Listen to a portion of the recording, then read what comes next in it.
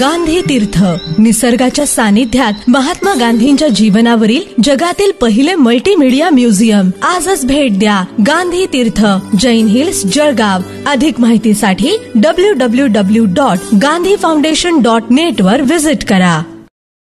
मेरा नमस्कार.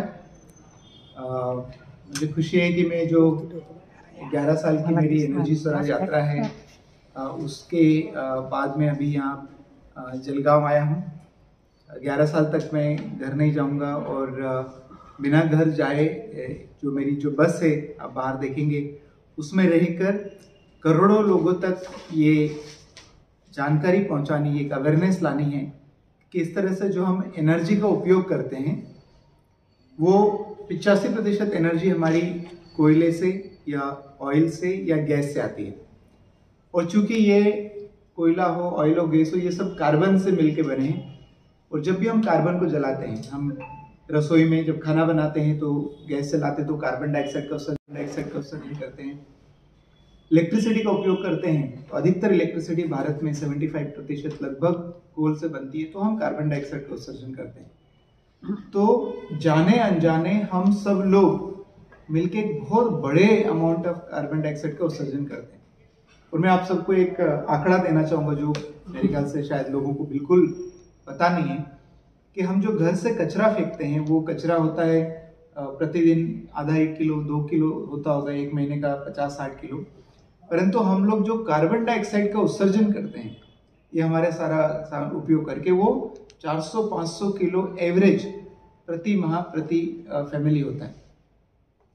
कहने का मतलब ये है कि अच्छा जो घर से कचरा फेंकते हैं वो तो मात्र 4-5-6 महीने में बच जाता है, पर ये जो हवा में हम जो कचरा फेंकते हैं ये 200, 300, 400 साल तक उसकी लाइफ होती है. तो एक बार हम जो इमिशन करते हैं उसका 300 साल 200 साल तक भुगतान करना पड़ता है.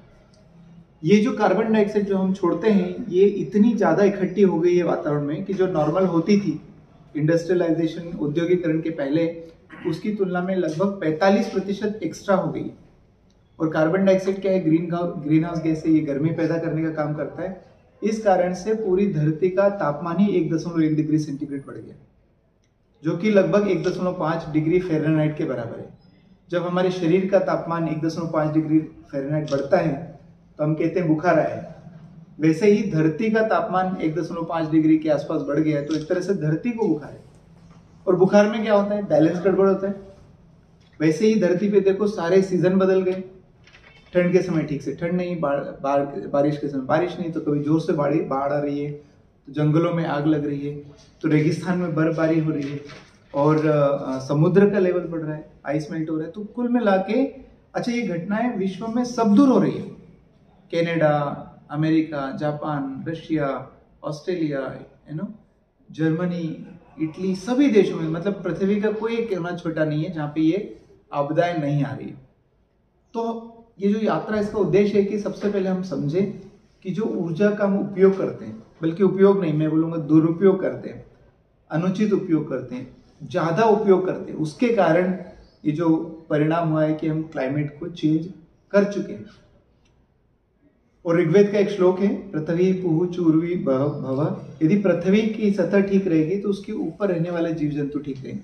और चूंकि पृथ्वी की सतह में इतना गड़बड़ है, जो हमारे जीवन का आधार है, हवा, पानी, मिट्टी, जमीन, नदी, जंगल, सब की हालत खराब है. कोई भी एक ऐसा तत्व नहीं जो नॉर्मल होता था वैसा है. तो ये सब ठीक करने की जरूरत है. 2018-19 में जब मैं विश्व यात्रा पर गया था, मैंने करीब 30 देशों की यात्रा की. और उसमें कई सारे देश थे, गरीब देश, अमीर देश, डेवलपिंग कंट्रीज. तब ये रियलाइज हुआ कि ये जो परिवर्तन है क्लाइमेट में, इसको जो ठीक करने का प्रयास है, ये मात्र सरकारों के प्रयास से ठीक नहीं हो सकता. और चूंकि मात्र सरकारें इसको ठीक नहीं कर सकती, हम सबको इसको ठीक करना पड़ेगा. और सबको क्यों ठीक करना पड़ेगा, क्योंकि सब जिम्मेदार है.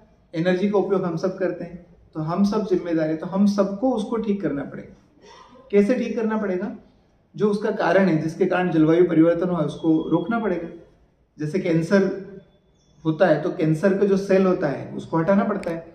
वैसे जलवायु परिवर्तन के 3 कारण हैं, कोयले का उपयोग, पेट्रोल डीजल का उपयोग और गैस का उपयोग. ये तीनों को जितना जल्दी हो सके कम करके बंद करना पड़ेगा. वैसे विश्व में कई सारे समझौते होते हैं, क्योटो प्रोटोकॉल 20-25 साल हुआ था, उसके पहले बहुत हुआ, अभी COP26 मीटिंग हुआ। विश्व में ये सब समझौता चलता रहता है, परंतु फिर भी आप देखेंगे कार्बन डाइऑक्साइड का जो उत्सर्जन का रेट है वो कम नहीं हो रहा है, बढ़ते ही जा रहे हैं। इसका मतलब क्या, विश्व लेवल पे सरकारों का जो प्रयास है वो पर्याप्त नहीं हो रहा है, इसलिए CO2 लेवल बढ़ रहा है, इसलिए जलवायु परिवर्तन में और तेजी आ रही है। तो मुझे लगता है कि हर व्यक्ति चूंकि इसका जिम्मेदार है, हर व्यक्ति को उसको हल करना ही पड़ेगा। और कैसे हल करना पड़ेगा? 100% सोलर पे जाना पड़ेगा। 100% सोलर पे जाने के भी नियम वापरने पड़ेंगे, वरना आधुनिक मनुष्य क्या करता है, एक समस्या हल करता है और दो नई खड़ी करता है। तो 100% सोलर पे जाने का क्या नियम होना चाहिए? जो गांधी जी कहते थे कि दुनिया में सबकी जरूरत के लिए पर्याप्त है, लालच के लिए नहीं। तो पहला नियम है सोलर पे जाने का, अपनी जरूरतों को सीमित करो, है ना। विज्ञान आपको उपयोग में हेल्प कर सकता है, दुरुपयोग में आपको विज्ञान भी हेल्प नहीं कर सकता। तो अपनी जरूरतें सीमित करो, ये पहला नियम। दूसरा नियम, गांधी जी बोलते थे देखो हमें मास प्रोडक्शन नहीं करना चाहिए, प्रोडक्शन बाय मासेस होना चाहिए, छोटा छोटा प्रोडक्शन होना चाहिए, ग्राम स्वराज होना चाहिए। तो ऊर्जा के क्षेत्र में भी वैसा ही होना चाहिए। बड़ा पावर प्लांट लगाने के बजाय सब लोग छोटा छोटा अपना पावर प्लांट लगाएं, अपने घरों पर बिजली बनाएं, आत्मनिर्भरता ले आए। तो लोकल प्रोडक्शन होना चाहिए। तो लिमिटेड कंजम्पशन और लोकलाइज प्रोडक्शन, ये दो नियम को हम जब पालन करेंगे तो ऊर्जा स्वराज आएगा। क्या करें? पहला जरूरतें सीमित करें और सीमित जरूरतों को लोकल प्रोड्यूस करें। ऐसा करेंगे तो ऊर्जा स्वराज आएगा। तो जो मेरी यात्रा का उद्देश्य है कि पहले तो करोड़ों लोग ये बात को समझे कि इसकी जिम्मेदार मैं खुद हूं, कोई समाज नहीं है, कोई मेरा देश नहीं, मैं खुद हूं, क्योंकि मैं एनर्जी का उपयोग करता हूं। दूसरा, इसको मैं सॉल्व करूं कैसे? जो मेरा पर्सनल मानना है कि हम सबको बिजली कनेक्शन छोड़ देना चाहिए, क्योंकि बहुत बड़े बदलाव की जरूरत है। इलेक्ट्रिसिटी कनेक्शन छोड़ना चाहिए, और इलेक्ट्रिसिटी कनेक्शन छोड़ेंगे तो आत्मनिर्भरता आएगी, हमारा डिसिप्लिन आएगा। और सोलर आज इतना एडवांस हो गया है कि हम अपनी जरूरतें खुद पूरी कर सकते हैं 100%, इसलिए कनेक्शन की भी जरूरत नहीं। तो ऐसा एक क्लाइमेट क्लॉक है, मेरा फोन किसके पास है? एक क्लाइमेट क्लॉक है जो ये बताता है, पहले तो वैज्ञानिक बोलते हैं कि विश्व का तापमान 1.5 डिग्री से ज्यादा बढ़ने नहीं देना चाहिए, है ना। 1.5 डिग्री ग्लोबल वार्मिंग बहुत बड़ी रिपोर्ट है। क्यों नहीं बढ़ने देना चाहिए? क्योंकि उसके बाद यदि तापमान बढ़ता है तो जलवायु में परिवर्तन इरिवर्सिबल हो जाएगा, अपरिवर्तनीय। मतलब 1.5 डिग्री से शुरुआत होगी और 2 डिग्री खत्म होते होते पूरा ही जलवायु अपरिवर्तनीय हो जाएगा। मतलब उसके बाद पूरी दुनिया के हर व्यक्ति सिर्फ साधु बन जाए, लंगोट लगा के घूमे और कहे कि मैं कुछ नहीं वापरूंगा, कुछ मशीन नहीं चलाऊंगा, कुछ बिजली नहीं वापरूंगा, फिर भी जलवायु परिवर्तन को रिवर्स नहीं कर सकते। मतलब क्या? वैसा आज के 50 साल पहले था वैसा नहीं कर सकते। तो फिर क्या होगा? ज्यादा आंधी, ज्यादा तूफान, ज्यादा बाढ़, ज्यादा सूखा, ज्यादा बीमारी, ज्यादा समुद्र का लेवल बढ़ना, ज्यादा बर्फ का पिघलना, ज्यादा जंगलों में आग लगना, जो उत्पादन है कृषि के क्षेत्र में उसका कम होना, ये सब सामान्य बातें हो जाएगी। तो मुझे लगता है कि ये बहुत बड़ा परिवर्तन हो चुका है और उसको ठीक करने का समय कम है।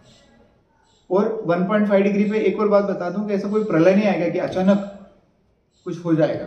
1.5 डिग्री पे क्या होगा? इरिवर्सिबल होना चालू होगा। तो मैं लोगों को मजाक में कहता हूँ कि ये प्रकृति तुमको ऐसे नहीं मारने वाली कि एक बार कुछ आया और अचानक सब मर गए, ऐसा नहीं होगा। एक जो पिक्चर में जो खराब विलेन होता है ना, वो हीरो को कैसे मारता है? तड़पा। तो प्रकृति वैसे ही मारेगी, ज्यादा तूफान, ज्यादा बीमारियां, ज्यादा ये, ज्यादा वो। आश्चर्य की बात है कि 1.5 डिग्री में कितना समय बाकी है? 1.5 डिग्री में आपको आश्चर्य होगा, आपको पता भी नहीं होगा। 100 साल बाकी नहीं, 50 साल बाकी नहीं, 30 साल नहीं, 20 साल नहीं, 10 साल भी बाकी नहीं। जिस दर से हम कार्बन डाइऑक्साइड का उत्सर्जन करते हैं वो कितनी होती पता है? 13 लाख किलोग्राम एक सेकंड में। दुनिया में सब लोग मिलकर 13 लाख किलोग्राम कार्बन डाइऑक्साइड एक सेकंड में उत्सर्जन होता है। तो जिस दर से हम कर रहे हैं उस दर से यदि करते रहे तो मात्र 7 साल और 225 दिनों में 66% चांस है कि विश्व का तापमान 1.5 डिग्री टच हो जाए।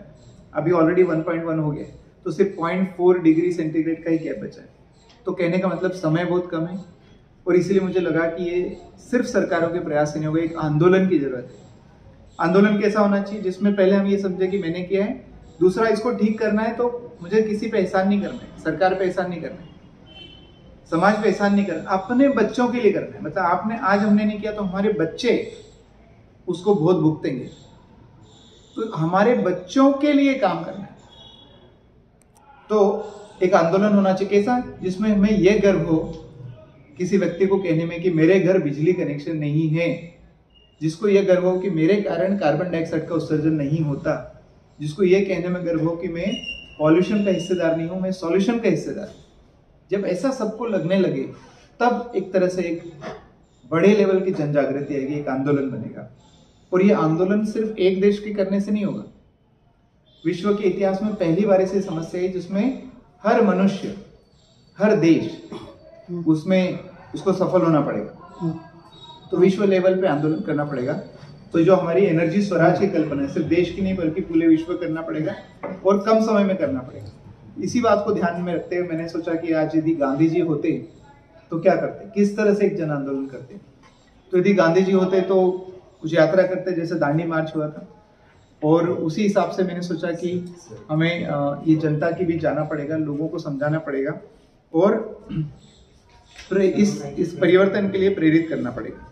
जब ऐसा हो जाएगा तो एक जन आंदोलन होगा, और तभी जन आंदोलन को लाने के लिए मेरे ख्याल से 1-2 साल में नहीं हो सकता, 5 साल में नहीं हो सकता। तो मुझे लगा कि इसके लिए लंबा समय देने की जरूरत है। 2030 तक हमारे जो यूनाइटेड नेशन के गोल्स हैं सस्टेनेबल डेवलपमेंट, उसका भी टारगेट है।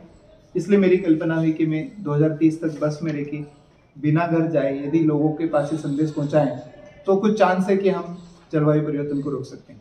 जो मैं आपको क्लाइमेट क्लॉक दिखाना चाह रहा था, उसके हिसाब से आज की तारीख में 7 साल और 221 दिन बचे, जो लाल कलर का आप देख सकते हैं, 7 साल और 221 दिन। इसके 66% चांस है कि ये हमारा तापमान 1.5 डिग्री पे टच हो जाएगा। तो इसलिए ये बहुत रोंगटे खड़े करने वाली बात है, समझने वाली बात है कि ये हमें बहुत जल्दी बहुत बड़े लेवल का परिवर्तन लाने की जरूरत है।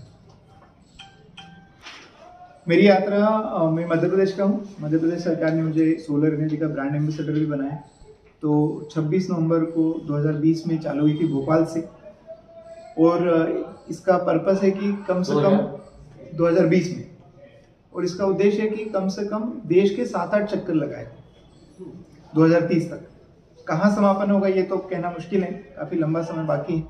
परंतु मैं वही कहता हूँ हमेशा लोगों को कि हम इतने हमारे जो एक तरह से बिगड़ चुके हैं कि 1-2 बार में जो मैंने संदेश देना चाहता हूँ उससे काम नहीं चलेगा, तो बार बार लोगों के पास जाना पड़ेगा। तो 7-8 बार देश के चक्कर लगाने हैं, वही बार बार जाना है, सेम बात कहना है, ताकि बहुत बड़े लेवल का परिवर्तन ला सके। जी, हर स्टेट में कई बार जाना पड़ेगा। हर स्टेट में एक बार जाने से काम ही नहीं चलेगा। जैसे अब मैं महाराष्ट्र में हूँ, अगले 1 महीने महाराष्ट्र में रहूँगा, तो ऐसा नहीं होगा कि अचानक महाराष्ट्र के सब लोग अपने ऊर्जा का दुरुपयोग कम कर देंगे। जैसे अभी वो सारी लाइट चल रही पीछे, उसकी जरूरत नहीं, तो उपयोग नहीं, वो दुरुपयोग है। जब आप ये जानेंगे कि उसके कारण कहीं कोयला जल रहा है, वो कोयले के कारण कार्बन डाइऑक्साइड निकल रही है, वो कार्बन डाइऑक्साइड हवा में जाएगी तो 300 साल तक रहेगी और अपना असर दिखाएगी। तो दुरुपयोग कितना खतरनाक है और कितना अपराध है, ये हम जब समझ जाएंगे तो मेरे ख्याल से खुद ही बंद करने लगेंगे।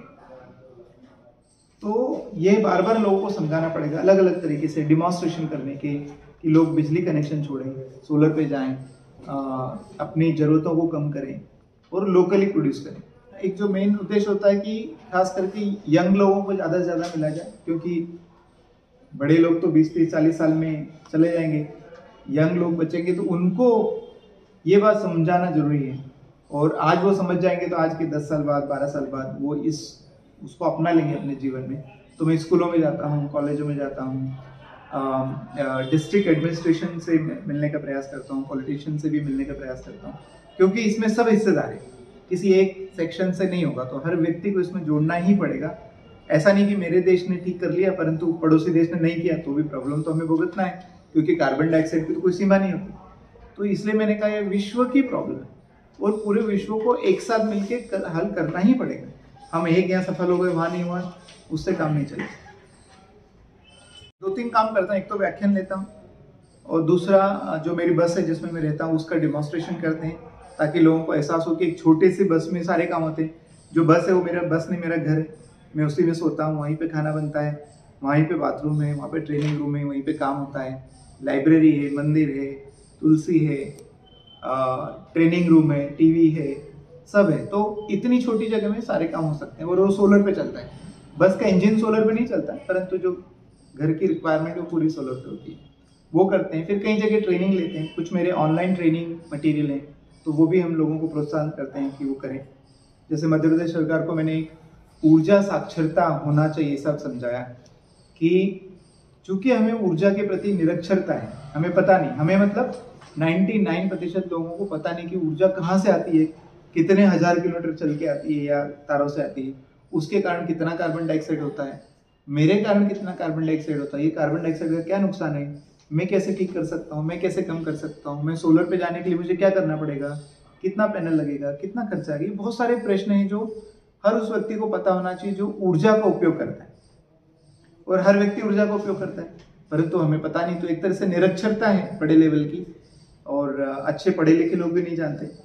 तो सबको ऊर्जा के प्रति साक्षर करना है, ऐसा हमारा उद्देश्य है यात्रा का, कि 1 बिलियन मतलब 100 करोड़ लोगों को ऊर्जा के प्रति साक्षर करना, और कम से कम 1 करोड़ घरों को बिजली में आत्मनिर्भर बनाना, आत्मनिर्भर बनाने के लिए प्रोत्साहित करना बिना कनेक्शन। ये 2 प्रमुख उद्देश्य हैं। तो हम अलग अलग तरीके से ट्रेनिंग से, चर्चा से, बातचीत करके, आप लोगों के माध्यम से, मीडिया के माध्यम से लोगों को तक पहुंचते हैं। हमने जैसे कहा एक एनर्जी स्वराज फाउंडेशन बनाई है। तो एनर्जी स्वराज फाउंडेशन की टीम होती है जो बस के साथ चलती है, क्योंकि कोऑर्डिनेशन लगता है, एक ड्राइवर होता है, कंडक्टर होता है, खाना भी बनाना पड़ता है, और भी बैकग्राउंड लोग हैं। मेरी फैमिली तो मुंबई में रहती है, मैं IIT बॉम्बे का प्रोफेसर हूँ, तो वो IIT मुंबई में रहते हैं। मैंने घर नहीं जाने का संकल्प लिया 11 साल का, तो मैं तो 11 साल के बाद ही जाऊँगा, परंतु मेरी फैमिली जब भी ऐसा होता है, छुट्टी वगैरह होती है, तो फिर वो मिलने आते हैं। तो क्या है, एक तो बहुत सारे लोगों को बहुत सारी सोलर के बारे में गलत फहमी कि बारिश में क्या होगा, ठंड में क्या होगा, मेंटेनेंस ज़्यादा लगता है, ऐसा वगैरह वगैरह, और खास करके महंगा है करके ऐसा बहुत लोगों को लगता है, जो कि ठीक नहीं है। अच्छा, मैं 2 चीज़ बताऊंगा। पहले बात तो मैं टेक्नोलॉजी के पर्सपेक्टिव से बताऊंगा कि सोलर, मैंने PhD की 20 साल पहले, मैंने कई सारी किताबें लिखी है। सोलर एनर्जी टेक्नोलॉजी इतनी एफिशिएंट हो गई, इतनी सस्ती हो गई कि मुझे आश्चर्य होता है कि इतनी सस्ती कैसे हो सकती है। ऑफकोर्स चाइना ने जो किया वो बाकी सब ने किया, परंतु जब मैंने PhD खत्म की तो 350 रुपये प्रति वाट में सोलर पैनल मिलता था। आज आपको 22 रुपये 25 रुपये प्रति वाट मिलता है। तो अनबिलीवेबली, मतलब मुझे कल्पना भी नहीं हो सकती जब मैं PhD कर रहा था कि इतना सस्ता कभी हो भी सकता है। तो ये ठीक नहीं है। अच्छा, सोलर सेल बनाना मतलब बहुत कॉम्प्लिकेटेड प्रोसेस है, बहुत ऊर्जा लगती है, तो उसके हिसाब से। दूसरा, सोलर की जो बिजली आज बेची जाती है, जो सरकारी खरीदती है, वो मात्र 2 रुपये में, 2 रुपये 10 पैसे प्रति यूनिट, 2 रुपये 20 पैसे प्रति यूनिट। कई सारे हाइड्रो पावर प्लांट और कोल पावर प्लांट की बिजली उससे महंगी मिलती है, 3 रुपये, 3.25 रुपये। तो सोलर तो सस्ता हो गया। तीसरी बात, जो आप और हम बिजली की कीमत देते हो एक्चुअल में तो देते ही नहीं है ना, क्योंकि भारत देश का 150 साल से 100 साल से उस पर इन्वेस्टमेंट है, रेलवेज पे, इंफ्रास्ट्रक्चर पे, पावर प्लांट पे, पानी पे, कोल माइंस पे, डिस्ट्रीब्यूशन लाइन्स पे, ट्रांसमिशन लाइन पे, तब जाके वो इतने में आपको देते हैं, वो भी सब्सिडी। तो रियल कॉस्ट तो आप देते नहीं हो, तो इसलिए आप कंपेयर नहीं कर सकते। ये तो एक तो ये टेक्नोलॉजी पर्सपेक्टिव है। दूसरा, हमारा रियल साइकोलॉजी कैसे काम करता है। हम जो सामान खरीदते हैं वो महंगे सस्ते के आधार पर कहाँ खरीदते हैं। उदाहरण के लिए, जो कार होती है वो 5-6 लाख रुपए की, 7 लाख की होती है, लोग कार खरीदते हैं, महंगी है। तो सोना है जो गोल्ड है, 50,000 रुपये तोला होता है, महंगा है, इतना सब 50,000 रुपये का, लोग खरीदते हैं। मोबाइल फोन 30,000 20,000 के होते हैं, खरीदते हैं। तो कहने का मतलब है कि हम इसलिए नहीं खरीदते क्योंकि सस्ता है, महंगा, हम इसलिए खरीदते हैं क्योंकि वो हमारे प्राथमिकता का हिस्सा होता है। मुझे ऐसा लगता है कि जिस दिन हर व्यक्ति समझ जाए कि हम कितने बड़े अपराधी हैं कोयला, पेट्रोल, डीजल और गैस का यूज करके, हम इसलिए अपराधी हैं क्योंकि हम जो आज करते हैं, ये कार्बन डाइऑक्साइड मैंने कहा ना 300 साल तक वातावरण में रहेगी, तो आज जो आपने कर्म किए हैं ये एनर्जी यूज करके, इसका भुगतान कौन करेगा? हमारे बच्चे करेंगे, उनके बच्चे करेंगे, 10 पीढ़ियां करेंगी। तो ऐसा काम जो हम करें और हमारी 10 पीढ़ियां भुगते तो अच्छी बात नहीं। तो बात महंगे सस्ते की तो है ही नहीं। अच्छा, महंगे सस्ते से एक महत्वपूर्ण बात है, महंगे सस्ते से जाएंगे तो क्लाइमेट चेंज को कभी भी ठीक नहीं कर पाएंगे। ठीक नहीं कर पाएंगे तो आपको मैं ऐसे स्टेटमेंट बताऊंगा, ऐसा फैक्ट बताऊंगा कि अभी चर्चा क्या होती पता है आपको? मनुष्य प्रजाति अस्तित्व में रहेगी कि नहीं रहेगी 100 साल बाद, 125 साल, 150 साल बाद।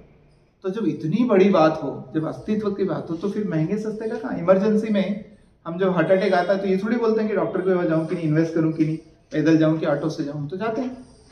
तो सिर्फ ये बात हमारी प्राथमिकता की, जिस दिन हम इस बात को गहराई से समझ जाएंगे उस दिन ये बिल्कुल भी महंगा नहीं होगा। देखो, मैं पूरे विश्व को और विश्व में होने वाली ऊर्जा के उपयोग को एक बड़े रूप में देखता हूं। आप सबने न्यूटन का नाम सुना हो, है ना? न्यूटन ने कुछ नियम दिए, every action is the reaction. वो नियम ऐसा है कि आपको अच्छा लगे नहीं लगे, वो न्यूटन का नियम तो काम करता ही। तुम ये नहीं बोल सकते मेरे को न्यूटन पसंद नहीं, नियम अच्छा है। ठीक उसी तरह से दुनिया में मनुष्य प्रजाति के अस्तित्व के दो नियम है। पहला, यदि आपकी जरूरतें सीमित नहीं हो तो दुनिया का कोई भी साइंस और टेक्नोलॉजी मनुष्य प्रजाति के कंटिन्यूअस अस्तित्व को गारंटी नहीं कर सकता। चाहे जितना आप साइंस कर लो, चाहे मून पे चले जाओ, चाहे मार्स पे चले, आप नहीं कर सकते। तो जरूरतें सीमित करना चाहिए। दूसरा, सीमित जरूरतों को लोकल करना चाहिए।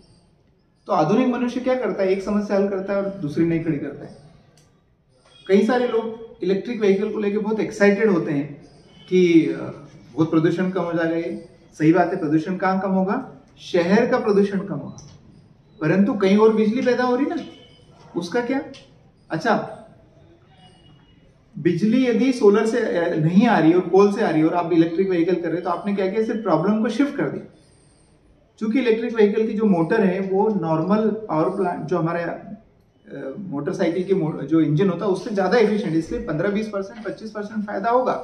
परंतु इससे बहुत बड़ा परिवर्तन आ जाएगा या क्लाइमेट चेंज होने से बच जाएगा, ये एकदम ही ठीक बात नहीं, ये गलत फहमी कि ऐसा होगा। छोटा ही लाभ होगा। क्यों? क्योंकि मेन कारण तो है कि हमें जरूरतें ही सीमित करना पड़ेगी। आप अंधाधुंध और प्रोड्यूस करते जाओ, ऐसा संभव नहीं हो सकता, है ना? इसलिए कहते हैं ना, गांधी जी ने क्या कहा था? दुनिया में सबकी जरूरत के लिए पर्याप्त है, किसी की भी लालच के लिए। क्यों? क्योंकि हमारी धरती का साइज फिक्स है। धरती पे मिट्टी फिक्स है, पानी फिक्स है, खनिज पदार्थ फिक्स है, हवा सब तो फिक्स है। तो हम एक्स्ट्रा प्रोड्यूस करते जाएं, ऐसा तो संभव नहीं ना। तो कहीं ना कहीं हमें ये लिमिट करना ही पड़ेगा, तब जाके इलेक्ट्रिक व्हीकल हमें क्लाइमेट चेंज को बचाने में मदद कर सकती है। थोड़ा नहीं है आप सब लोग भी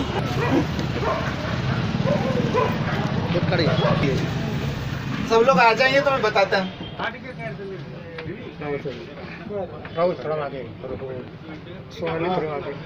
बोले सर जी। तो ये बस नहीं है, मेरा घर है। और चूंकि 11 साल इसमें रहना है तो उसको वैसे डिजाइन किया है ताकि इसमें रहा जा सके। ये मेरा बेड है, इस पे सोता हूँ। इधर एक लाइब्रेरी है छोटी सी। एक दूसरा बेड है जहाँ पे गेस्ट लोग को इनवाइट करता हूँ सोने के लिए। ये रेलवे बर्थ जैसा है, तो यहाँ पर एक बर्थ खुल जाती है, तो यहाँ पे एक्चुअली 2 लोग सो सकते हैं। ये जो मेरी वर्क टेबल है, मैं यहाँ बैठ के काम करता हूँ। ऐसे 8-10 लोग यहाँ पे बैठ के मीटिंग भी कर सकते हैं। और ये जो टेबल है ये पूरी फोल्डेबल है, तो यहाँ फोल्ड हो जाती है, यहाँ लग जाती है। इसको मैं बोर्ड की तरह भी यूज़ कर सकता हूँ। वैसे आजकल देखा होगा हम हर जगह बोर्ड लिखते हैं, जहाँ भी मौका मिल जाता है वो लिख देते हैं। तो हमारा पूरा बस ही हमारा बोर्ड बन गया है। पानी की जगह पानी का फिल्टर हम विदाउट इलेक्ट्रिसिटी वाला लेते हैं, पानी का फिल्टर। पीछे आप देखेंगे मैप है, तो ये यात्रा का रूट है। ये हमारे यात्रा की समरी लिखी जाती है। लोग आते जाते तो मिट जाता है, हम कहाँ जाते हैं, कितने लोगों से मिले, कितने किलोमीटर चले। एक ये सीसीटीवी कैमरा है जो बाहर कैमरे लगे सिक्योरिटी के हिसाब से। इधर ये एक और लाइब्रेरी है। इधर एक छोटा सा मंदिर है, तुलसी भी है नीचे। तो जो भी छोटा मोटा हम साधना करते हैं दिन में। इधर आएंगे आप, ये हमारा किचन है। किचन में पानी की टंकी नीचे है, तो नीचे से प्रेशर से पानी आता है और इसमें हम खाना बना सकते हैं। आप आज हमारी लगता है खिचड़ी बनी है अभी गरम गरम, आज का हमारा लंच है। बाकी पूरा जो गृहस्थी का सामान होता है वो यहाँ पर होता है, राशन पानी यहाँ पर होता है। इस तरफ वॉशरूम है। आराम से खाओ ना, हो गया खाली है। भी स्टोरेज है। हाँ। तो ये एक और हमारा दूसरा रूम है। इसको मल्टीपल पर्पज के लिए यूज होता है। यहाँ पे डाइनिंग के लिए यूज करते हैं, खाना खाने के लिए यूज करते हैं, ट्रेनिंग के लिए यूज करते हैं, सोने के लिए यूज करते हैं। यहाँ पर एक प्रेजेंटेशन, वो पीछे टीवी लगी हुई है, वो प्रेजेंटेशन, कंप्यूटर भी है, कंप्यूटर के लिए काम करते हैं। ये भी हमारा एक पलंग, अब दूर होंगे तो मैं ये पलंग है, यहाँ पे खुल जाता है और रात में सोना हो तो यहाँ खुल जाता है। कभी यहाँ 1 2 3 4 5 4 5 6, 3 यहाँ पर, 3 वहाँ पर और 2 आगे, 8 लोग सो सकते हैं। बाकी अब यहाँ भी हमारे यात्रा का कैलेंडर बनाते हैं, कहाँ जाना है, कब मिलना है, कुछ फिक्स होता है, कुछ नया होता रहता है। ये डोर है, यहाँ जब बहुत सारे लोग आते हैं, जैसे स्कूल कॉलेज में आते हैं तो कई सारे लोग आते हैं, तो लोग वहाँ से एंटर करके यहाँ से निकल जाते हैं। अब देखेंगे पीछे एक साइकिल भी है जो बस के पीछे लटकी रहती है, तो हमें जब ताज्या घडामोडी पाहण्यासाठी आमच्या केशरीराज चॅनलला सबस्क्राईब करा, लाईक करून नोटिफिकेशनसाठी बेल आयकॉनला प्रेस करा। तसेच चॅनलवरील बातम्या आवडल्यास शेअर करायला विसरू नका।